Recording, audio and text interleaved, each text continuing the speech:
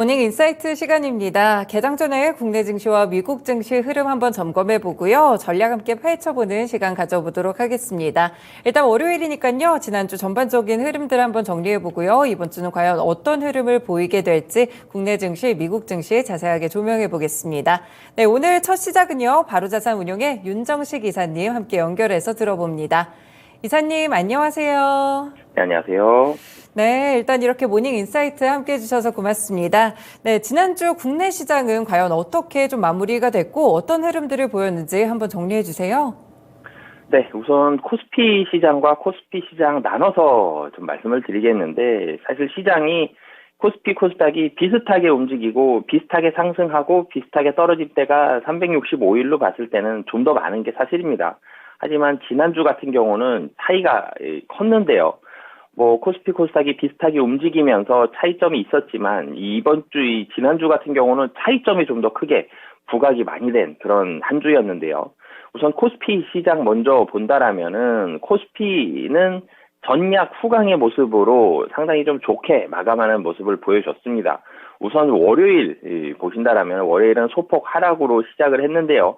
이 외국인이 크진 않지만 매도세를 보여주면서 거래 대금도 많이 줄어들어 있는 그런 모습이었는데, 주 후반으로 갈수록 기관은 계속적으로 좀 대체적으로 좀 좋은 모습을 보여줬고, 외국인이 살아나는 굉장히 좀 좋아지는 시장에 좀 힘이 느껴지죠. 이런 모습으로 외국인의 매수가 계속적으로 올라오는 모습을 보여줬습니다. 이 수급적으로 본다라면 28일 화요일 날은 외국인이 414억 매도로 시작을 했는데요. 29일 수요일 날은 286억 순매수, 그리고 목요일 날은 2632억 순매수, 그리고 금요일 날은 7천억에 가까운 6,877억 원 순매수를 보여줬습니다. 전체적으로는 시장이 이 지수 레벨도 올라가는 그런 모습을 보여줬는데요. 이 월요일 날 2,409포인트로 종가를 마감을 했는데, 화수목금 4일 연속 상승했습니다. 그러면서 금요일 날 종가는 2,476포인트, 이제 다시 박스권 상단 부근이죠. 2,500을 향해서 올라가는 그런 좋은 모습으로 시장은 마감을 했는데요. 이 상승을 본다라면 상승의 중심에 어떤 섹터가 있었냐를 보면 단연 좀 반도체였습니다. 물론 이제 반도체 외에도 자동차라든지 중국 리오프닝 관련된 종목이라든지 이런 종목들도 일부 상승을 하긴 했지만, 가장 눈에 띄었던 거는 이 반도체인데요. 이 반도체 중에서 대장주죠. 삼성전자 좀 본다라면은, 삼성전자 사실은 많이 힘든 시간이 길었었죠. 삼성전자는 반도체에 대한 우려감이 부각이 되면서 작년도에도 계속적으로 주가가 좋지 않았습니다.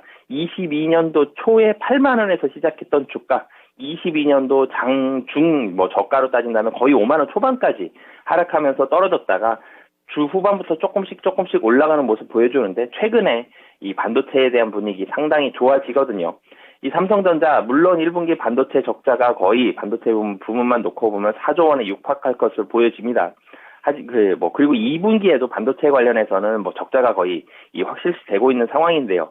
반도체에서 적자가 대규모로 나더라도 반도체가 좋아진다라는 부분에 좀 외국인과 기관은 포커스를 많이 두고 있는 그런 상황이고요. 특히나도 외국인 같은 경우는 지난주 목요일과 금요일 제가 국내 증시를 크게 순매수했다. 특히 금요일 날 7천억 가까이 순매수했다라고 말씀을 드렸는데, 삼성전자만 거의 반입니다. 삼성전자 금요일 날 3,200억 순매수했고요. 목요일 날은 2,100억입니다. 삼성전자를 빼놓고 보면 목요일 날은 거의 보합권 수준이고요. 금요일 날에 삼성전자 순매수가 거의 반에 다다라는 그런 수준을 보여줬고요. 그리고 삼성전자 외에도 SK 하이닉스 본다라면은 SK 하이닉스 외국인 금요일 날 삼성전자만큼은 아니지만 그래도 순매수를 보여주면서, 외국인 다른 섹터들도 좀 전체적으로 좀 우호적인 분위기, 매수 금액이 컸기 때문에 우호적인 분위기를 보여주는 그런 시장의 모습이었지만, 삼성전자를 가장 집중적으로 샀고요. 미국 시장의 영향력 무시할 수 없었죠. 미국에서도 반도체가 좋았고, 한국에서 거래소 따졌을 때는 반도체가 코스피 시장을 가장 주도하는 그런 모습을 많이 보여줬습니다. 그리고 이번에는 코스닥 시장으로 가보면요. 이 코스닥 시장도 이 전기전자 쪽이 사실은 이 IT 쪽이 주도를 하긴 했는데 좀 다르죠. 이 코스피는 반도체인데요. 코스닥은 2차 전지입니다. 개인 투자자분들 많이 아시겠지만 이 2차 전지의 상승이 코스닥 시장 상승을 이끌었는데 수급적으로 놓고 보면은 코스피와 코스닥 모두 다 전기전자가 이끌었다라는 부분에 공통점이 있지만 수급적으로는 완전히 반대의 모습을 보여주고 있습니다. 코스피 같은 경우는 제가 월요일 날은 순 매도를 했고 화수목금 4일 동안은 순 매수하는 모습을 보여줬다라고 말씀을 드렸는데 코스닥을 가보면 월화수목은 상승했고 금요일 날 하락했는데 개인의 순 매수가 굉장히 돋보이는 그런 시장이었습니다. 외국인은 대체적으로 순 매도를 했고요. 외국인은 월요일부터 금요일까지 3천억에서 1천억 정도의 순 매도, 그러니까 수요일 날만 800억 순 매수라고요. 그리고 개인들을 놓고 보면은 개인들은 수요일 날만 399억을 순 매도를 하고 나머지 날들은 평균 1,000억대 이상의 그런 순 매수의 모습을 보여줬습니다. 개인들의 힘으로 시장이 올라가는 사실은 기관과 외국인 살 때 시장이 주로 올라가는데 코스닥 같은 경우는 개인의 힘으로 시장이 올라가는 그런 모습을 보여줬고 그리고 최근에도 특징적이었지만 거래소보다 코스닥 시장의 거래 대금이 훨씬 많았습니다.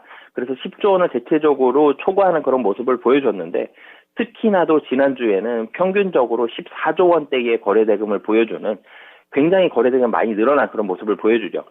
시장이 좋을 때도 거래 대금이 늘어납니다. 그런데 개인 투자자들의 참여가 확실히 많아질 때도 거래 대금이 늘어나거든요. 기관과 외국인은 참여할 수 있는 금액 자체가 상당히 제한적으로 정해져 있는 반면에 개인들 같은 경우는 거의 무궁무진한 그런 거래 대금을 보여줄 수 있기 때문에 개인들의 참여가 늘어나면서 거래 대금까지 늘어났는데요. 이 거래 대금 늘어났다는 건 이 코로나 때 이 주가가 급상승할 때 거래 대금이 30조, 40조 이상까지도 늘어나는 모습이 보여졌었는데 그때는 개인의 힘이었죠. 이런 모습, 40조까지는 아니지만 10조 원대 중반까지 늘어나 있는 이 거래 대금은, 코스닥의 거래 대금은 개인들의 힘이 가장 많이 작용을 했는데요. 그럼 개인들이 어떤 종목을 샀느냐? 2차 전지 소재를 가장 많이 샀습니다. 그러면서 코스닥도 굉장히 강하게 올라갔는데요. 이 코스닥이 얼마나 많이 상승을 했는지를 좀 놓고 본다라면은 2월 1일부터 3월 말까지, 3월 31일까지 두 달 동안 놓고 보면 다우는 4.6% 하락했고요. 나스닥은 6.6% 상승했습니다. 기술주가 대체적으로 좀 좋은 모습을 보여줬기 때문인데요. 코스피는 1.1% 상승이 좀 크지 않았는데 여기서 코스닥을 놓고 본다라면 코스닥이 두 달 동안 13%가 상승을 했습니다. 이 상승에 대해서는 가장 크게는 2차 전지 소재 업체인 에코프로와 에코프로 BM 이 두 종목, 특히 에코프로 그룹 자체가 거의 현대차 시총에 육박할 정도로 많이 성장했는데요. 이 종목이 크게 상승을 하면서 코스닥 시장의 상승을 이끌었습니다. 최근에 그런 뉴스들도 많이 나오죠. 2차 전지 소재 업체 코스닥에 있는 몇몇 종목들은 공매도가 과열이다. 공매도 대차 잔고가 소멸이 되고 있다. 혹은 너무 과열되었기 때문에 증권사들의 레포트들도 많이 나오죠. 중립 의견도 나오고요. 매도 의견도 나옵니다. 업체가 나쁘다는 게 아니라 너무 빨리 올랐다는 건데요. 이 수급의 중심에 개인이 있으면서 개인들이 코스닥을 들어 올리는 그런 모습을 보여줬는데요. 단적으로 에코프로 본다라면은 굉장히 많이 올랐습니다. 이 시가총액이 이렇게 커다란 종목임에도 불구하고 굉장히 많이 올라가는 모습을 보여주는데요. 23년도에 10만 원 조금 넘는 주가에서 시작을 했습니다. 그런데 전일 장중에서는 50만 원 넘어갔고요. 금요일 종가가 거의 50만 원에 육박할 정도로 지금 3개월 동안 5배의 상승을 보여줄 정도로 굉장히 많이 상승했는데 이 수급의 중심에는 개인이 있었고요. 이 개인들이 굉장히 좋아할 만한 사실 모습이죠. 산업 자체가 성장하고 있는데 이 2차 전지 소재 업체 중에서 가장 큰 전해질 쪽이고 전해질 업체들이 이 국내 셀 3사에도 납품을 하지만 직접적으로 테슬라라든지 이런 업체에 납품하는 소재 업체들까지 등장하는 만큼 그러면 소재 업체들은 이제는 좀 더 성장할 수 있겠구나. 굉장히 좋은 업체구나. 이런 부분들이 개인들이 기대감을 가지면서 많이 매수했는데 이 에코프로와 에코프로 BM 그리고 그 외에 2차 전지 소재 업체들까지 개인들이 강하게 매수를 하면서 코스닥 시장의 상승을 이끄는 그런 모습이었고요. 그 다음에 미국 증시까지 좀 말씀을 드리면 미국 증시는 분위기가 국내 증시와 공통점도 있습니다. 국내 증시처럼 분위기가 미국 증시도 대체적으로 좋아지는 모습들 2월 달에 좀 힘들었죠. 그런데 3월 후반으로 갈수록 좋아지는 모습들이 있었는데 은행 리스크가 있었습니다. SVB부터 시작해서 CS도 있었고요. 그리고 그 외에 도이치방크 얘기도 나왔었고 다른 증권사, 투자 은행들까지 얘기들이 계속적으로 나왔는데 결론적으로 지금 상태에서 놓고 보면 미국의 은행 리스크는 굉장히 많이 감소하고 있는 모습이죠.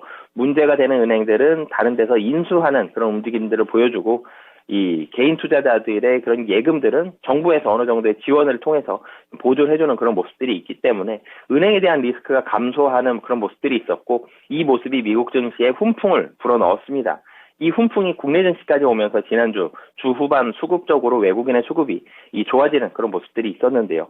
금융 리스크가 줄어들었습니다. 그러면서 기술주에 대한 분위기가 좋아졌는데요.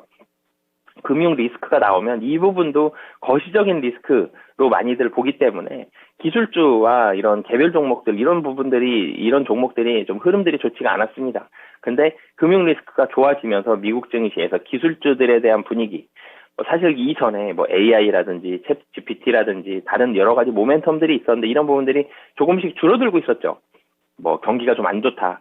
현금에 대한 현금을 많이 보유하는 게 정말 중요해지고 있다. 이런 부분들이 나오면서 밸류에이션의 중요성이 다시 올라가고 있고 시장 리스크가 커져 있는 상황이었다가 시장 리스크가 다시 줄어들면서 기술주가 올라갔는데 이 중에서 특히나도 반도체에 대한 분위기가 굉장히 좋았습니다.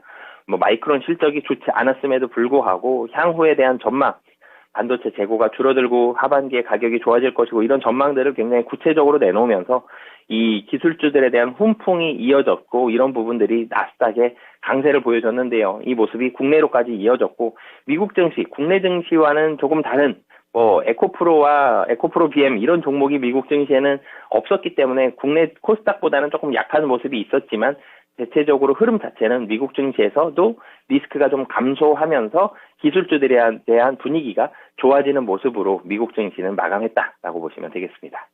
네, 저희 지난주 국내 증시와 미국 증시 한 번에 좀 정리를 주셨습니다. 확실히 저도 기억이 나는 게 코스닥이 우위를 좀 잡아가다가 금요일에 분위기가 코스피랑 바뀌었는데 코스피 시장은 주 후반이 좋고 이 외국인 매수세가 반도체를 중심으로 들어왔다는 점 요약을 해주셨고요. 또 코스닥 시장은 개인의 매수세가 돋보였는데 에코프로 이런 2차전지 소재 관련 종목들이 상당히 급등하면서 지수를 끌어올렸습니다. 미국 증시들도 은행 리스크가 많이 좀 사라지게 되면서 모멘텀이 없는 시장 속에서 오히려 기술주들이 훈풍을 이어가는 그런 요인으로 작용을 했던 것 같은데요. 네, 이번 주도 이제 2분기의 문을 여니까 상당히 중요하잖아요, 이사님. 주요 일정들도 정리해 주세요. 네, 이번 주에는 우선적으로 놓고 보면 오늘은 한국 수출입 동향이 나오게 되고요. 그리고 중국 쪽에도 중국의 3월 차이신 제조업 PMI, 미국의 3월 ISM 제조업 PMI 사실 한국 수출입 동향, 국내 증시인데 한국 수출입 동향의 무게감이 조금 떨어지죠. 미국과 중국의 이런 제조업 PMI 쪽으로 좀 주목을 해보셨으면 좋겠고요. 제가 일정을 말씀드릴 텐데, 일정 중에서 이제는 시장에 좀 포커스를 맞춰야 되는 게 은행 리스크가 좀 줄어들었죠. 그러면은 이 은행 리스크 발생하기 전에 시장에 가장 크게 영향을 미쳤던 요인을 살펴보면 역시나 금리였습니다. 이제는 금리의 거의 끝을 향해 가고 있는, 그러니까 금리 상단, 금리 인상의 거의 끝이 보여지는 시기이기 때문에 은행 리스크 나오기 전만큼은 아니겠지만 그래도 여전히 가장 중요한 건 미국 시장의 금리고요. 이 금리에 가장 중요하게 영향을 미치는 게 두 가지죠. 물가와 그리고 이 고용 지표입니다. 이 두 가지를 좀 포커스를 맞춰서 이 일정을 좀 말씀을 드리겠는데요. 그 중에서 물가에 좀 포커스를 맞출 수 있는 게 이 제조업 PMI죠.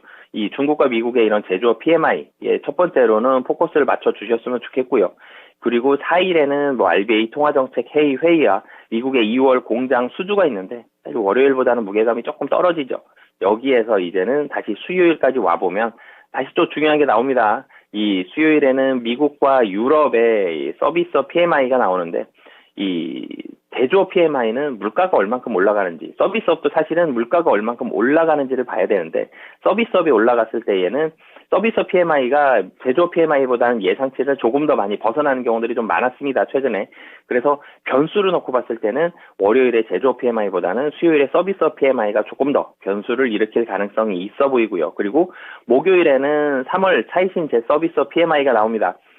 제가 물가라는 부분을 말씀을 드렸는데 뭐 제조업 PMI는 어느 정도 좀 예상이 되는 부분이고요. 그러면 서비스 PMI로 와야 되는데 수요일과 목요일 서비스 PMI 봤을 때는 이 전체적으로는 서비스업이 어떻게 되는지 이 결국은 인건비의 영향을 많이 받는 부분이 서비스고요. 그리고 중국의 이런 차이신 서비스 PMI 지금 사실 시장이 기대하는 건 미국 시장은 어느 정도 안정은 됐는데 확 경기가 올라가는 그런 모습을 아직은 보여주지는 못하고 있습니다. 그렇기 때문에 경기가 올라가는 시장을 어디 있는지 찾아보려면 유럽은 아직도 조금 혼란스럽고요.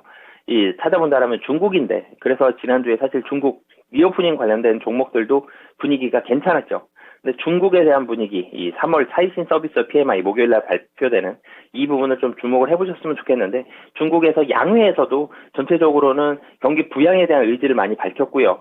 중국도 점점점 경기가 발전하고 있습니다. 선진국을 향해 가면서 서비스업에 대한 중요도 그리고 서비스업이 경기 전체적인 경제 성장률에 차지하는 비중이 늘어가고 있기 때문에 이 서비스업 PMI가 사실 긍정적으로 나올 가능성이 좀 높아 보이고요. 그리고 마지막으로는 금요일입니다. 금요일날 미국 고용 보고서가 있는데 고용, 제가 물가와 고용의 두 가지 요소가 가장 중요하게 금리에 작용한다라고 말씀을 드렸죠. 이 한국은행을 가게 되면 이 물가 안정이 1번이거든요. 근데 미국에서 얘는 고용이 사실은 물가보다 좀 더 중요하게 작용을 하고 있습니다. 그렇기 때문에 고용에 있어서의 중요도 상당히 높다라고 말씀을 드리겠고요. 3월 고용 보고서 나오는데 비농업 고용이라든지 실업률이라든지 임금 상승 금요일날 다 모여 있기 때문에 우선은 월요일 날 오늘 전체적으로 이 제조업에 관련된 이 지표들을 소화한 뒤에 금요일 날 이 고용 보고서를 앞두고 시장에 경계감이 있을 가능성이 좀 높습니다. 물가가 어느 정도 안정이 좀 되어가는 상황에서 고용까지 확인한다라면 이제는 금리 상승 이제 멈추고 금년 후반 기대감이지만 금년 후반 혹은 아니면 내년에 다시 금리 인상을 시작할 수 있다. 이런 부분들까지 이 코멘트들이 나올 수 있기 때문에 고용 보고서까지 좀 주목을 해보시면 좋을 것 같습니다. 네, 이번 주에도 볼만한 지표들이 상당히 많은데 금리 인상의 방향성을 결정할 지표들 위주로 참고를 해보시면 되겠고요. 특히나 주 후반에 많이 몰려있네요. 일단 중국 쪽에서는 리오프닝 관련 종목들을 움직일 수 있는 3월에 차이신 서비스 PMI가 나온다는 점 전해주셨고요. 7일에 미국의 3월 고용 보고서도 있습니다. 아무래도 고용 동향 이런 것들도 경기 지표에 상당히 영향을 주기 때문에 함께 눈여겨보시면 좋을 것 같습니다. 네, 이사님 그러면 이번 주 투자 전략은 어떻게 짜볼까요? 네, 지난주 후반 좋았는데요. 이번 주에 5일 동안 그런 분위기가 계속적으로 이어가면 좋겠는데요. 사실 계속적으로 이어가기에는 조금 만만치 않은 허들들이 좀 보입니다. 국내 증시, 코스피 같은 경우는 코스닥은 박스권을 돌파했죠. 코스닥은 조정이 일부 좀 나올 수는 있겠지만 조정이 나오더라도 박스권 위에서만 좀 움직인다라면 박스권 위에서 움직이는지 여부를 좀 판단을 해봐야 될 것 같고 국내 증시 같은 경우 코스피 같은 경우는 이 박스권 상단 코스피에서 2,500선 부근까지는 좀 상승할 것으로 보여지는데 이제 얼마 안 남았지 한 1% 정도 코스피 지수로 따지면 1% 정도 상승하면 박스권 상단이 됩니다. 여기까지 상승한 이후에는 다시 한번 좀 박스권 등락이 예상이 되고요. 박스권 등락이 예상이 된다. 그러면 2차전지 셀업체들과 반도체, 삼성전자, SK하이닉스는 크게 올라가기가 쉽지가 않죠. 그래서 어느 정도의 횡보세를 보여줄 가능성이 있고 대신 중국에서 한번 기대를 걸어볼 만합니다. 이 리오프닝 관련주들, 시가총액이 조금 낮아져 있는 리오프닝 관련주들이 다시 한번 좀 주목을 받을 수 있다라고 보시면 되겠고요. 코스닥 같은 경우는 지금 자리 840선에서 50선 정도를 잘 유지한다라면은 여기서 추가적인 상승이 나올 수 있는데 2차전지 소재업체들 이 조정이 혹시라도 나온다라면 코스닥은 다시 박스권 아래로 좀 내려올 수 있기 때문에 2차전지 소재가 어떻게 되는지를 코스닥은 좀 보고 판단을 하셨으면 좋겠고요. 미국 증시 같은 경우는 은행주 리스크는 계속적으로 줄어들고 있고 금리 인상 우려감도 줄어들고 있습니다.